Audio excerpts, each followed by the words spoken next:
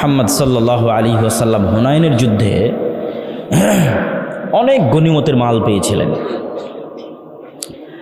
এই গনিমতের মাল, হুনাইনের যুদ্ধটা হয়েছিল কিন্তু মক্কা বিজয়ের পর।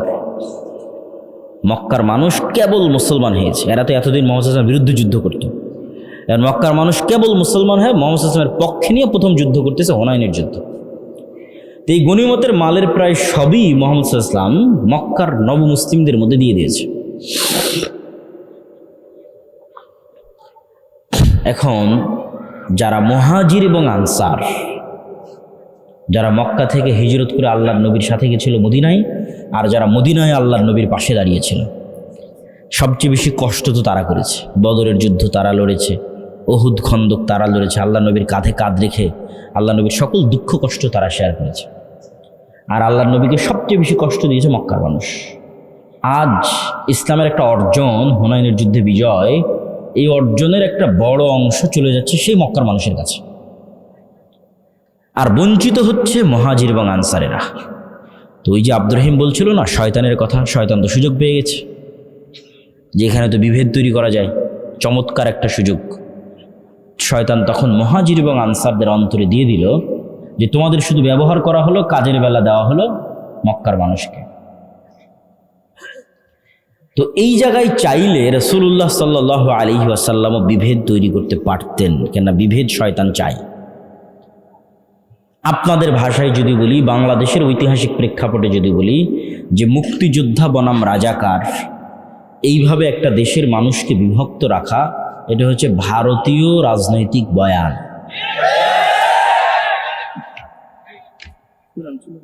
এই যে ভারতীয় রাজনৈতিক বয়ান, এই বয়ানটা আপনি ওই সময়ের প্রেক্ষাপটের সাথে মিলান, যে রাসূলুল্লাহ সাল্লাল্লাহু আলাইহি ওয়াসাল্লাম চাইলে ওই সময়ে যে শয়তান যে বিভেদ তৈরি করলো, সেই বিভেদটা কিন্তু চলমান রাখতে পারতেন। কিন্তু তিনি সেই বিভেদটা কিভাবে চাপা দিচ্ছেন দেখেন। তিনি মদিনার মানুষকে ইমোশনালি হিট করলেন। ইমোশনাল ইন্টেলিজেন্স, ইমোশনাল কৌশলে রাসূল সাল্লাল্লাহু আলাইহি ওয়াসাল্লামের চেয়ে সেরা পৃথিবীতে কেউ নাই। তিনি ইমোশনালি মদিনার মানুষকে বললেন, এই কথার গুরুত্ব আছে। মুহাম্মদ সাল্লাল্লাহু আলাইহি ওয়াসাল্লামের বাড়ি মক্কা, ঘর মক্কা, যৌবন মক্কা, কিশোর মক্কা, আত্মীয় স্বজন মক্কা, কষ্ট দিয়েছে মক্কার মানুষ। মুহাম্মদ সাল্লাল্লাহু আলাইহি ওয়াসাল্লাম বললেন, মদিনার মানুষ, এখন তো মক্কা বিজয় হয়ে গেছে, চাইলে তুমি মক্কায় থাকতে পারেন, মন এটাই টানবে। মক্কা বিজয় হয়ে গেছে, যেহেতু মক্কায় আমার শৈশব কৈশোর যৌবন, মন এটাই চাইবে যে আমি মক্কায় থাকি, এটাই স্বাভাবিক। মুহাম্মদ সাল্লাল্লাহু আলাইহি ওয়াসাল্লাম বলেন, মদিনার মানুষ, মক্কার মানুষ নিয়ে গেল সকল গনিমতের মাল, আর তোমরা নিয়ে যাবে মুহাম্মদ সাল্লাল্লাহু আলাইহি ওয়াসাল্লামকে। বলেন আল্লাহু আকবার। কোথায় হিট করেছে রাসূল সাল্লাল্লাহু আলাইহি ওয়াসাল্লাম দেখেন। মদিনার মানুষের চোখে পানি, যে এর চেয়ে বড় ভালোবাসার নিদর্শন আর কি হতে পারে, যে স্বয়ং মুহাম্মদ সাল্লাল্লাহু আলাইহি ওয়াসাল্লাম আমাদের সাথে আমাদের বাড়িতে এবং ঘরে ফিরে যাবে, এবং তিনি আমাদের সাথেই থাকবে, আমাদের শহরেই মারা যাবে, আমাদের সাথেই খাবে এবং উঠবে। এটা তো সারা পৃথিবীতে ক্রয় করা যাবে না। এই সামান্য গনিমতের মালের বা কি দাম আছে? এই যে আল্লাহর নবী তার জাতিকে বিভক্ত হতে দিলেন না, এক রাখলেন।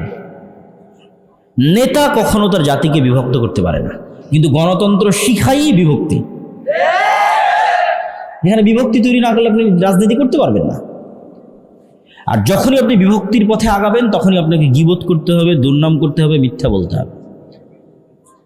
অন্যের বিরুদ্ধে তো বহু পরে। আপনি যদি একটা নির্দিষ্ট দলেরও রাজনীতি করেন, ওই দলেরই মনোনয়ন নেওয়ার জন্য ওই দলের অন্য মনোনয়ন প্রার্থীর সাথে আপনাকে যেই অসম প্রতিযোগিতায় লড়তে হবে, সেই অসম প্রতিযোগিতায় টাকার খেলা আছে, মিথ্যার খেলা আছে, দুর্নীতির খেলা আছে। আপনি ওই টাকার, ওই মিথ্যা, ওই দুর্নীতির খেলা না খেললে আপনি নিজেই নিজের দলের মনোনয়ন পাবেন না। তাহলে আমি কি বলতে চাচ্ছি, যে গণতন্ত্র টপ টু বটম পুরো কালচারটা যেই সিস্টেমের উপর দাঁড়িয়ে আছে, এই সিস্টেমটা মিথ্যার সিস্টেম, গীবত এবং পরনিন্দার সিস্টেম। আর মিথ্যা, গীবত, পরনিন্দা কার স্বভাব? হ্যাঁ, শয়তানের তো অবশ্যই, কিন্তু আমি যেই টপিকে আছে, গোলামের স্বভাব। কার স্বভাব? আর একটু জোরে বলেন, কার স্বভাব? গোলামের স্বভাব। তাহলে এই কালচারের মধ্যে দিয়ে যত এমপি সংসদ ভবনে যাচ্ছে, এরা স্বাধীন না গোলাম? গোলাম। এরা নেতা না গোলাম? গোলাম। এই জিনিসটা যেই দিন আপনি বুঝে যাবেন, সেই দিন আমার মেসেজ আপনাদের কাছে ক্লিয়ার হয়ে যাবে যে আমরা প্রকৃত নেতা তৈরি করতে চাচ্ছি। আমরা চাচ্ছি যে মুসলমানদের মধ্যে প্রকৃত নেতা তৈরি হোক। গণতন্ত্র তো গোলাম তৈরি করতেছে। যে আজকে টাকা দিয়ে মনোনয়ন কিনেছে, সে কাল এমপি হওয়ার পর, মন্ত্রী হওয়ার পর, এমনকি প্রাইম মিনিস্টার হওয়ার পর টাকার কাছে বিক্রি হয়ে যাবে।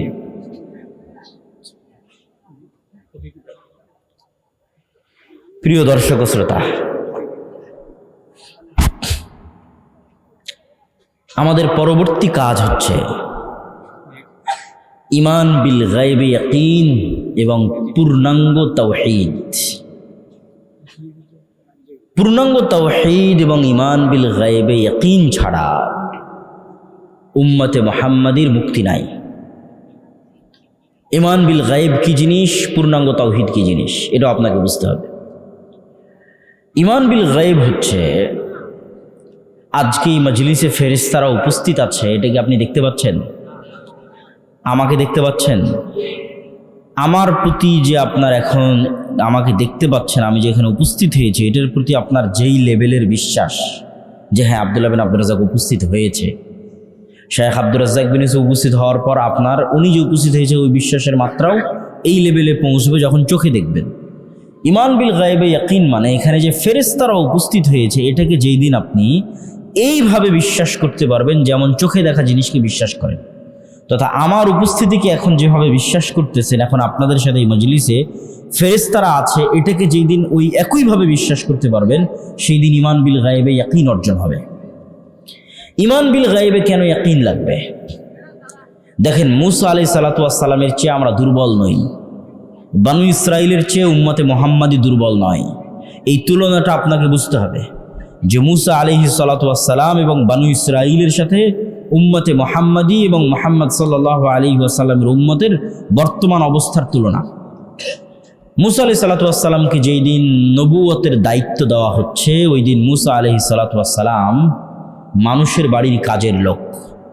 যেই দিন মূসা আলাইহিস সালাতু ওয়াস সালামকে নবুয়তের দায়িত্ব দেওয়া হচ্ছে, সেই দিন মূসা আলাইহিস সালাতু ওয়াস সালাম পলাতক, আসামি। যেই দিন মূসা আলাইহিস সালাতু ওয়াস সালামকে নবুয়তের দায়িত্ব দেওয়া হচ্ছে, সেই দিন মূসা আলাইহিস সালাতু ওয়াস সালামের পরিবার পরিজন, আত্মীয় স্বজন, কোনো কিছুর কোনো নাম ধাম পরিচয় কিছুই নাই। নাম ধাম পরিচয় নাই কেন? ইউযাব্বিহুনা আবনাআকুম ওয়া ইস্তাহয়ুনা নিসাআকুম ওয়া ফী যালিকুম বালাউম মির রাব্বিকুম আযীম।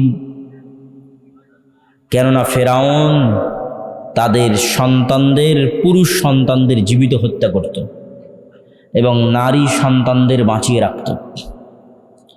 তাহলে মূসা আলাইহিস সালাতু ওয়াস সালামকে তার মা পরিচয় দিতে পারবে না যেটা আমার ছেলে, কেননা পরিচয় দিলে হত্যা করা হবে। তাহলে বাংলাদেশের কুমিল্লার ছোটনার একটা সাধারণ মানুষকে আমি আজকে বললাম, তুমি যাবা আমেরিকা, দাওয়াত দিবা ডোনাল্ড ট্রাম্পকে। এইটা যতটা ব্যতিক্রম, এর চেয়ে বেশি ব্যতিক্রম মূসা আলাইহিস সালাম দাওয়াত দিবে ফেরাউনকে। শক্তির তুলনায়, ক্ষমতার তুলনায় আজকের কুমিল্লা ছোটনার মানুষ, কুমিল্লা দেবিদ্বারের মানুষ, কুমিল্লা জেলার মানুষ আমেরিকার প্রেসিডেন্ট ডোনাল্ড ট্রাম্পের তুলনায় যা দুর্বল, মূসা আলাইহিস সালাতু ওয়াস সালাম ফেরাউনের কাছে তার চেয়ে বেশি দুর্বল। আপনি শুধু মিলান যে আপনাকে যখন আমি বলছি যে আপনি যাবেন আমেরিকায় এবং দাওয়াত দিবেন তার প্রেসিডেন্টকে, এমত অবস্থায় যে আপনি আমেরিকার আদালতে মৃত্যুদণ্ডপ্রাপ্ত আসামি, আপনি আমেরিকা থেকে পলাতক, এবং পলাতক অবস্থায় খুব আলিশান আছেন না, মানুষের বাড়িতে কাজ করে খাচ্ছেন। আপনার কোনো পাড়া প্রতিবেশী আত্মীয় স্বজন আছে? না, নাই। পাড়া প্রতিবেশী আত্মীয় স্বজন নাই। তাহলে এবার বুঝবেন কেন মূসা আলাইহিস সালাম বেশি দুর্বল। আপনার তো সবই আছে। এমতো অবস্থায় মূসা আলাইহিস সালামের পক্ষে কখনোই সম্ভব নয় যে তিনি ফেরাউনের মুখোমুখি হবেন, একটা শর্ত ছাড়া। সেটা হচ্ছে মূসা আলাইহিস সালাম যদি গায়েব দেখতে পান এবং গায়েব জানেন এবং গায়েবে ইয়াকিন তৈরি হয়, তবে সম্ভব। মূসা আলাইহিস সালামকে গায়েব দেখাতে হবে, মূসা আলাইহিস সালামের অন্তরে গায়েবের উপর ইয়াকিন তৈরি করতে হবে। মহান আল্লাহ সেই পথই বেছে নিয়েছেন। মুসা আলাইহিস সালাতু ওয়াস সালামকে বলা হলো তোমার হাতের লাঠি ছেড়ে দাও। আল্লাহ এটা বললেন না যে আমি জান্নাত থেকে একটা লাঠি এনেছি, আসমান থেকে একটা লাঠি এনেছি, সেই লাঠিটা তোমাকে দিচ্ছি, এটা ছাড়লে সাপ হবে। তাহলে ওই মাত্রার বিশ্বাস তৈরি হতো না, যেই মাত্রার বিশ্বাস দরকার ফেরাউনের মুখোমুখি হওয়ার জন্য। এখন এই বইটা আমি হাতে করে আছি, আজ 5 বছর 10 বছর থেকে আমি এই বই পড়ি, আমার হাতেই আছে। আমার হাতে 5-10 বছর থেকে যে লাঠি আছে সেই লাঠি এখন সাপ হচ্ছে। আসমান জান্নাত থেকে আসা বিশেষ লাঠি তো সাপ হতেই পারে, অস্বাভাবিক কিছু না। আমি তো নিজে এই লাঠিকে গাছ থেকে ভেঙে কেটেছি, এটা তো কোনো স্পেশাল লাঠি নয়, এটা তো নর্মাল লাঠি, আমি ব্যবহার করছি 10 বছর থেকে, এটা কেমনে সাপ হতে? এটাই গায়েব, যে গায়েবে আল্লাহ সুবহানাহু ওয়া তাআলার ক্ষমতা কত বেশি, এটার একটা আলামত মুসা আলাইহিস সালাতু ওয়াস সালাম দেখছেন। এবং এটাই ছিল কারণ যে জাদুকরেরা কেন সিজদা করবে। আপনি নিশ্চিত থাকেন জাদুকরদের হাতের লাঠি এবং জাদুকরদের দড়িও সাপে পরিণত হয়েছিল। জাদুকরদের হাতের লাঠি এবং দড়ি সাপে পরিণত হওয়ার পরেও মুসা আলাইহিস সালামের সাপে এমন কি ছিল যে তারা সিজদা দিল। অনেকেই মনে করে যে মুসা আলাইহিস সালামের সাপ তাদের সব সাপ খেয়ে ফেলেছে এই জন্য। এটা একটা কারণ হতে পারে, কিন্তু আসল কারণ কোনটা সেটা আপনাকে আমি ধরিয়ে দিচ্ছি, তাহলে আপনি বুঝতে পারবেন।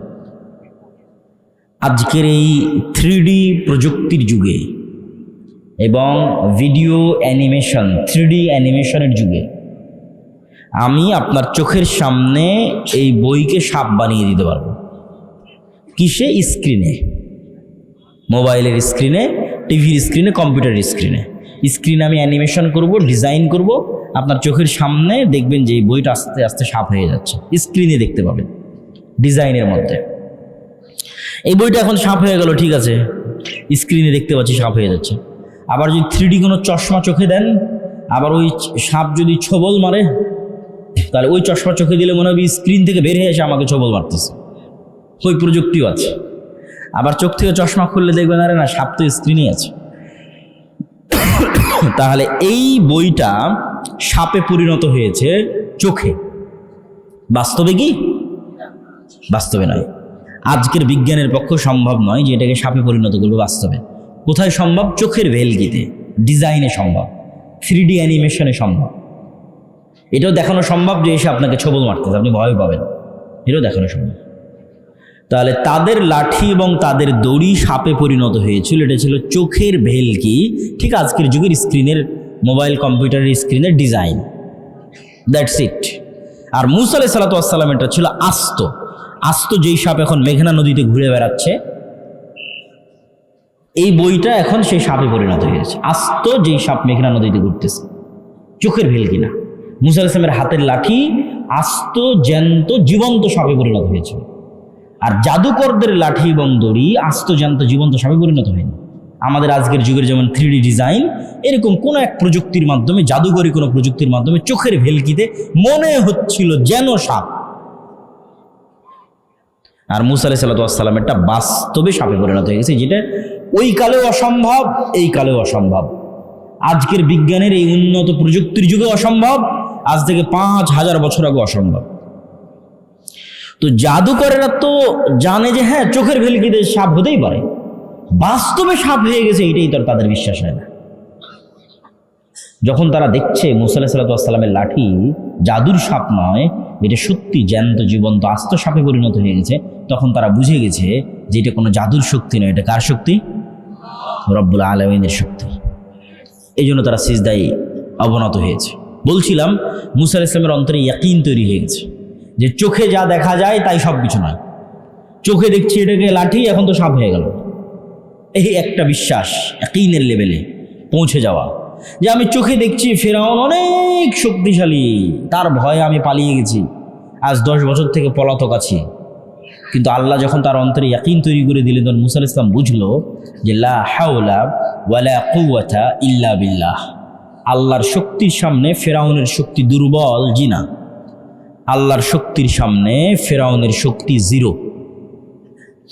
দুর্বল বললে ঈমান থাকবে না। এখন মিলিয়ে নেন, আল্লাহর শক্তির সামনে আমেরিকা এবং ইসরায়েলের শক্তি যদি বলেন কম, তাহলে এখনো গায়েবে ইয়াকিন তৈরি হয়নি। আল্লাহর শক্তির সামনে আমেরিকা এবং ইসরায়েলের শক্তি কি? জিরো। এটা মুখে বলা না, এটা বাস্তবে যেই দিন বিশ্বাস অর্জন করা যাবে এটা নাম ঈমান বিল গায়বি ইয়াকিন। এইটার উপর যেই দিন মুসলমানেরা বাস্তবে বিশ্বাস অর্জন করতে পারবে ওই দিন গোলামি থেকে মুক্তির রাস্তা শুরু। এইটার উপর বাস্তব ইয়াকিন লাগবে। ঈমান বিল গায়বি ইয়াকিনের মধ্যে আরো একটা জিনিসে ইয়াকিন জরুরি ভিত্তিতে লাগবে, সেটা হচ্ছে পরকাল, জান্নাত। এটা ছাড়া মুসলমানদের বিজয় সম্ভব নয়। আসহাবুল উখদুদের মতো ঈমান পরকালের উপর। আসহাবুল উখদুদের ঘটনা আপনাদের জানা আছে। ওয়ামা নাকামু মিনহুম ইল্লা আন ইউমিনু বিল্লাহিল আজিজিল হামিদ। যে আল্লাহ সুবহানাহু তাআলা বলছেন যে আসহাবুল উখদুদকে আগুনে জ্বালিয়ে দেওয়া হচ্ছে শুধু এই কারণে যে আসহাবুল উখদুদ আল্লাহ সুবহানাহু তাআলার উপর ঈমান রাখত। তো ওরা আগুনে ঝাঁপ দিচ্ছে কেন? ওরা আগুনের মধ্যে জান্নাত দেখতে পাচ্ছিল।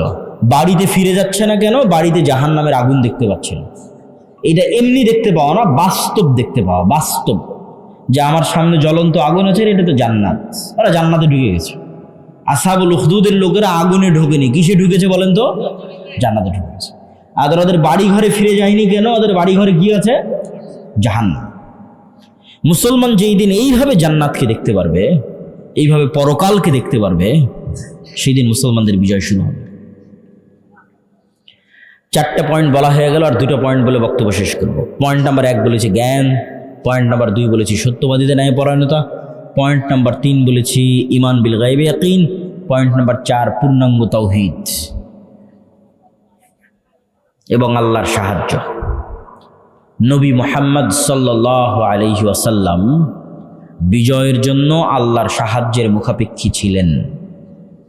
মুসা, দাউদ, সুলাইমান সকল নবী বিজয়ের জন্য আল্লাহর সাহায্যের মুখাপেক্ষী ছিলেন। আল্লাহর সাহায্য ছাড়া মুসলমানদের বিজয় অতীতে কোনোদিন হয়নি, ভবিষ্যতে কোনোদিন হবে না, ফুল স্টপ। এই জন্য আমাকে এবং আপনাকে আগে নিশ্চিত করতে হবে যে আমি আল্লাহর সাহায্য কি পাচ্ছি, আল্লাহর সাহায্য কি আসতেছে, এটা নিশ্চিত করতে হবে। নিশ্চিত করবেন কি দিয়ে? এটা একটা খুব জরুরি বিষয়। আল্লাহর সাহায্য ছাড়া মুসলমানদের বিজয় হবে না, সম্ভব নয়। নবীদের হয়নি, আপনাদেরও হবে না, আমাদেরও হবে না। আল্লাহর সাহায্য নিশ্চিত করতে হবে। মুহাম্মদ সাল্লাল্লাহু আলাইহি ওয়াসাল্লাম বদরের যুদ্ধের আগের রাতে লম্বা সালাত আদায় করছেন। সেই লম্বা সালাত দেখে আবু বকর রাদিয়াল্লাহু তাআলা আনহু পর্যন্ত ক্লান্ত। কাফাকা মুনাশাদাতাকা রাব্বাক, হে আল্লাহর নবী যথেষ্ট হয়েছে, আর কত দোয়া করবেন, আর কত সালাত আদায় করবেন? আপনি তো আল্লাহর নবী, আল্লাহ তো আপনাকে বিজয় দিবেই, আর কত? কিন্তু মুহাম্মদ সাল্লাল্লাহু আলাইহি ওয়াসাল্লাম আবু বকর রাদিয়াল্লাহু তাআলা আনহুর চেয়েও বেশি ভালো জানতেন, বেশি ভালো বুঝতেন যে আগামীকাল বদরের যুদ্ধে আমি মুহাম্মদ বিজয় অর্জন করতে পারবো না যতক্ষণ না মহান আল্লাহর সাহায্য আমি না পাচ্ছি। আর মহান আল্লাহর সাহায্য ততক্ষণ পর্যন্ত আমি পাবো না যতক্ষণ না আমি রাতের সালাতে না দাঁড়াচ্ছি। তাহলে নবী মুহাম্মদ সাল্লাল্লাহু আলাইহি ওয়াসাল্লাম রাতে সালাত আদায় না করে আল্লাহর সাহায্যের বিষয়ে নিশ্চিত হতে পারছেন না।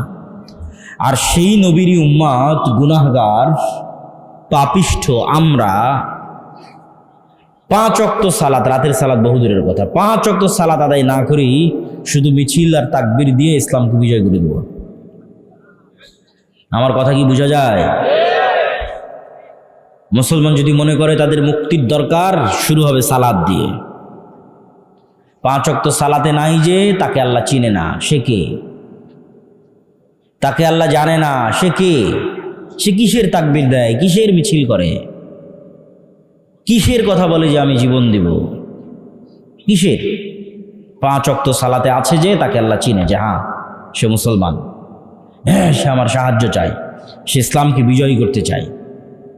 তাকে আল্লাহ সুবহানাহু ওয়া তাআলা চিনে, তাকে আল্লাহ গণার মধ্যে ধরবে, কাউন্ট করবে। 5 ওয়াক্ত সালাতের পরে লাগবে রাতের সালাত। সালাতে আসমান থেকে গায়েবী মদদ নেমে আসে। আজকের আধুনিক যুগে যে ইন্টারনেটের মাধ্যমে আপনারা পরস্পরে যোগাযোগ করছেন, অনলাইন লাইভ ক্লাসে একত্রিত হচ্ছেন, যে ইন্টারনেট দিয়ে 1000 কিলোমিটার দূরের America, London, Europe, Saudi, Kuwait, Qatar, বাহরাইনে বসেও আপনার সাথে লাইভ কথা বলতে পারছে, তার চেয়েও শক্তিশালী লক্ষ কোটি গুণে, হাজারো গুণে শক্তিশালী প্রযুক্তি সালাত, যেটা দুনিয়ায় থাকা মানুষকে 7 আসমানে আরশের উপর যে রব্বুল আলামিন আছে তার সাথে লাইভ কানেক্টেড করে দেয়, সরাসরি মুখোমুখি। সালাতে দাঁড়ানো আর রব্বুল আলামিনের মুখোমুখি হওয়া, এটা একটা পদ্ধতি, এটা একটা ওয়ে, যেটা কাজে লাগিয়ে 7 আসমানে রব্বুল আলামিনের সাথে কানেক্টেড হওয়া যায়, লাইভ কানেক্টেড হওয়া যায়। সেম ওই পদ্ধতিতেই, ওই সময়ই ওইভাবেই দাঁড়াতে হবে, ওই অজু, ওই নিয়ত, ওই সিস্টেম, ওই পদ্ধতি। আপনাদের মোবাইলের পাসওয়ার্ড যেভাবে কাজ করে, ফিঙ্গারপ্রিন্ট যেভাবে কাজ করে, তার চেয়ে বেশি পাওয়ারফুল কাজ করবে সালাত। যে আপনি চাপ দিলেন ওপেন হয়ে গেল, ওর চেয়ে বেশি পাওয়ারফুল। দাঁড়াবেন, সাথে সাথে রব্বুল আলামিন আপনার সাথে কানেক্টেড হয়ে গেল। এই চিত্র, এই দৃশ্য লাউহে মাহফুজের সাথে মিলে যায়। লাউহে মাহফুজের সালাত এভাবেই রাখা আছে, এভাবে দাঁড়াবে, সূরা ফাতিহা পড়বে, রুকু করবে, সুবহান রাব্বিল আযীম বলবে, সিজদায় যাবে, সুবহান রাব্বিল আলা বলবে। লাউহে মাহফুজ এইভাবেই আছে, দাঁড়ানো মাত্র মিলে গেছে, কানেকশন তৈরি হয়ে গেছে রব্বুল আলামিনের সাথে। যে কোনো বিপদে, যে কোনো সমস্যায় 5 ওয়াক্ত সালাত মুসলমানের বিজয়ের জন্য পূর্ব শর্ত, আল্লাহর সাহায্য পাওয়ার জন্য পূর্ব শর্ত। রাতের সালাত বিজয়ী হওয়ার পূর্ব শর্ত, আল্লাহর সাহায্য পাওয়ার পূর্ব শর্ত। তাই যুবক সমাজ এসে জিজ্ঞেস করে, বলেন কি করতে হবে? জীবন দিতে চাই, সালাত আদায় করতে হবে, 5 ওয়াক্ত সালাত জামাতে মসজিদে গিয়ে আদায় করতে হবে। আরেকটি মাধ্যমে আল্লাহ সুবহানাহু ওয়া তাআলার পক্ষ থেকে, একটু যদি শাইখকে দেখতেন আসতেছে কিনা, তাহলে ওই হিসেবে আমি বক্তব্য সামনে আগাবো। আরেকটি মাধ্যমে আল্লাহ সুবহানাহু ওয়া তাআলার সাহায্য পাওয়া যায়, সেটা হচ্ছে জিকির। জিকিরটা আপনাকে বোঝানোর জন্য একটু বুঝতে হবে আওয়াজ বা সাউন্ড কেন পাওয়ারফুল। আজকের আমার সব বক্তব্য ভুলে গেলেও এই একটা অংশ মনে করে নিয়ে বিদায় নিয়ে, আওয়াজ বা সাউন্ড কেন শক্তিশালী। পৃথিবীর সবচেয়ে শক্তিশালী হচ্ছে আওয়াজ, পৃথিবীর সবচেয়ে শক্তিশালী হচ্ছে সাউন্ড। আমি এখন বাংলায় কথা বলতেছি না, আমি আওয়াজ তৈরি করতেছি। প্রমাণ, এখানে নিয়ে এসে একজন চাইনিজকে বসিয়ে দিয়ে ওকে বলি তুমি বক্তব্য দাও, আপনারা কিছু বুঝবেন না, খালি আওয়াজ শুনবেন, আওয়াজ শুনবেন। এখন সামনে একজন জাপানিজকে বসিয়ে দিয়ে বলে আমি বক্তব্য দিচ্ছি, বাবা তুমি শুনো, ও কি শুনতেছে? আওয়াজ শুনতেছে। তাহলে আলটিমেটলি আমি একটা আওয়াজ তৈরি করতেছি। আওয়াজের ধরনে পার্থক্য হওয়ার কারণে এটা বাংলা, আওয়াজের ধরনে পার্থক্য হওয়ার কারণে এটা ইংরেজি, আওয়াজের ধরনে পার্থক্য হওয়ার কারণে এটা আরবি, কিন্তু তৈরি হচ্ছে আওয়াজ।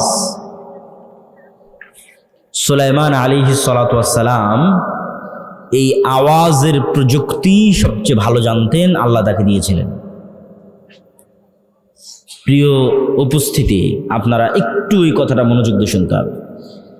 সুলাইমান আলাইহিস সালাতু ওয়াস সালাম বললেন, কে পারবে রানী বিলকিসের সিংহাসনকে উঠিয়ে নিয়ে আসতে?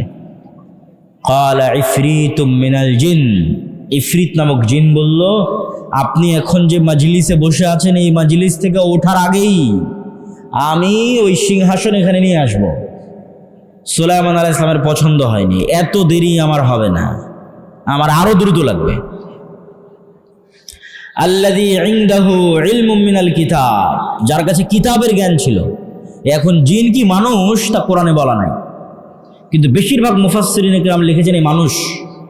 এই মানুষ জ্ঞানের শক্তিতে বলতেছে, জ্ঞানের শক্তি, যে চোখের পলক পড়ার আগে রানী বিলকিসের সিংহাসন এখানে উপস্থিত হয়। আল্লাহু আকবার। কিছু মুফাসসির লিখেছেন সেই জ্ঞান ছিল বিশেষ জিকিরের জ্ঞান, সাউন্ড টেকনোলজি, আওয়াজ, বিশেষ কোনো জিকির যা লাউহে মাহফুজে আছে, সেই বিশেষ জিকিরের জ্ঞান তার কাছে ছিল। জাস্ট ওই জিকিরের মাধ্যমে সে সিংহাসনকে চোখের পলকে ট্রান্সফার করেছে। আজকের যুগে কি ট্রান্সফার হয়? ডাটা ট্রান্সফার হয়। আমি লিখতেছি, ওটা ট্রান্সফার হচ্ছে। কিন্তু বস্তু ট্রান্সফার ইম্পসিবল। এই টিস্যুটা এখান থেকে চোখের পলকে আমেরিকা যাবে, এটা অসম্ভব। হ্যাঁ, আমার মেসেজ, আমার কথা, আমার ডাটা চোখের পলকে এখান থেকে আমেরিকা যাচ্ছে, এই প্রযুক্তি আমরা পেয়েছি। কিন্তু বস্তু ট্রান্সফার হবে চোখের পলকে, এই প্রযুক্তি কিন্তু আমরা পাইনি। এই প্রযুক্তি সাউন্ড, আওয়াজের প্রযুক্তি, যেটা সুলাইমান আলাইহিস সালামের যুগে ছিল। পাখির আওয়াজ সুলাইমান আলাইহিস সালাম বুঝতেন, পিঁপড়ার আওয়াজ সুলাইমান আলাইহিস সালাম বুঝতেন, সুলাইমান আলাইহিস সালামের আওয়াজ ওরা বুঝতো। আওয়াজের চেয়ে শক্তিশালী পৃথিবীতে কিছু নাই। সব একটা আর একটার সাথে কানেক্টেড আওয়াজ দিয়ে, সব পাখি, জীব জন্তু, পশু, মুরগি, আমি, আপনি, সব একটা আর একটার সাথে কানেক্টেড আওয়াজ দিয়ে। ওই আওয়াজটা জানতে হবে, এটা আমরা জানি না। যদি আমি আপনাকে বুঝাতে পারি যে আওয়াজ সবচেয়ে শক্তিশালী, এবার চলেন ইউসাব্বিহু লিল্লাহি মা ফিস সামাওয়াতি ওয়া মা ফিল আরজ, আসমান জমিন এবং তার মধ্যে যা কিছু আছে তার সব কিছু 24 ঘন্টা আওয়াজ করে আল্লাহ তাসবিহ পড়ে। আমার এই গায়ের চাদর আওয়াজ করে তাসবিহ পড়তেছে, এই টিস্যু আওয়াজ করে তাসবিহ পড়তেছে, এটার আওয়াজ হচ্ছে। আমি শুনতে পাচ্ছি না কেন? পিঁপড়ার চলার আওয়াজ যেমন আমি শুনতে পাই না, এর আওয়াজ আমি তেমন শুনতে পাচ্ছি না। তো শুধু কি এ জিকির করে না, এ জিকির বুঝেও। মুয়াজ্জিন যখন আজান দেয়, যতদূর পর্যন্ত আওয়াজ পৌঁছবে ওই মুয়াজ্জিনের পক্ষে এই বস্তু কিয়ামতের মাঠে সাক্ষী দিবে। আল্লাহু আকবার। তাহলে আমি যে বলতেছি আলহামদুলিল্লাহ, এটাই টিস্যু বুঝে। সুবহানাল্লাহ, এটাই টিস্যু বুঝে। এটা জিকির। জিকির সবচেয়ে পাওয়ারফুল।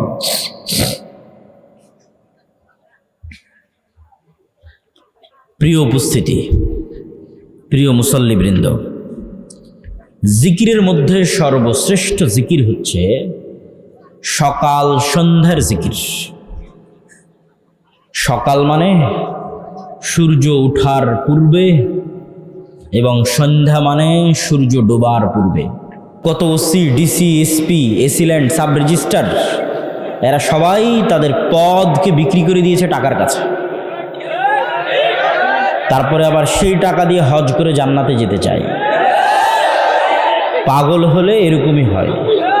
অথচ তার কাছে সুযোগ ছিল শুধু ওই চেয়ারে বসে একজন দানবীরের চেয়ে বেশি নেকি অর্জন করার, রাতে তাহাজ্জুদের সালাত আদায়ের চেয়ে বেশি নেকি অর্জন করার। সেটা কি? ওই চেয়ারে বসে সে ন্যায়পরায়ণ থাকতো, বাস 5 ওয়াক্ত সালাত আদায় করবে আর ওই চেয়ারে ন্যায়পরায়ণতার সাথে দায়িত্ব পালন করবো, দানবীরের চেয়ে বেশি নেকি পেয়ে যাবে। আর হারাম উপায়ে ইনকাম করে আল্লাহকে ধোঁকা দিতে চায়, নিজেকে ধোঁকা দিতে চায়, মানুষকে ধোঁকা দিতে চায়, দেখো আমি হজ করে এসেছি। এটা মুনাফিক। মুসলমানদের মধ্যে মুনাফিকিতে পরিপূর্ণ হয়ে গেছে। তাহলে লাগবে সততা, ন্যায়পরায়ণতা, আমানতদারিতা। এগুলো যখন আপনি অর্জন করে ফেলবেন তখন পৃথিবী আপনার শত্রু হয়ে যাবে। যেমন ওসমান হাদির শত্রু হয়ে গেছিল, আপনারও শত্রু হবে। আপনি একবার অর্জন করে দেখেন, শত্রু হবে। সর্বোচ্চ জ্ঞান অর্জন করেন, বিক্রি হন না, শক্তিশালী প্রতিষ্ঠান তৈরি করেন, দেখেন আপনার কত শত্রু তৈরি হয়। আপনাকে হত্যা করার জন্য কত দেশ উঠে পড়ে লাগে, আপনাকে ধ্বংস করার জন্য কত চেষ্টা তৈরি হয়। তখনই দরকার হবে শেষে যেগুলো বলছিলাম, আল্লাহর সাহায্য। আর আল্লাহর সাহায্যের খাতায় নামই নাই যে সালাত আদায় করে না, নামই নাই। পরীক্ষার হলে তো ঢুকতেই দিবে না, যার হাজিরা খাতায় নাম নাই ঢুকতে দিবে? অ্যাডমিট কার্ডও দিবে না প্রতিষ্ঠান। তাহলে আল্লাহর সাহায্য যে নিবে তার আগে তো নাম থাকতে হবে যে কে। আল্লাহ তোকে চিনেই না, কে সে।